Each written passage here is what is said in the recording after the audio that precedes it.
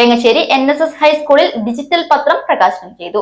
മുൻ PTA president K. Velayudhan പ്രകാശന കർമ്മം നിർവഹിച്ചു. വേങ്ങശ്ശേരി NSS ഹൈസ്കൂളിൽ തൂലിക ഡിജിറ്റൽ പത്രം 2025 ജൂണിലക്കം പ്രകാശനം മുൻ PTA പ്രസിഡന്റ് K. വേലായുധൻ നിർവഹിച്ചു. PTA president K. ഷിജി അധ്യക്ഷത വഹിച്ചു. പ്രധാനാധ്യാപകൻ M. Sasikumar, senior assistant K. Ajith Thampan, TS Sanjeev, student editor K. Jishna എന്നിവർ സംസാരിച്ചു. P. Sreenanda, K. A. Arunima എന്നിവർ നാടൻ പാട്ട് അവതരിപ്പിച്ചു.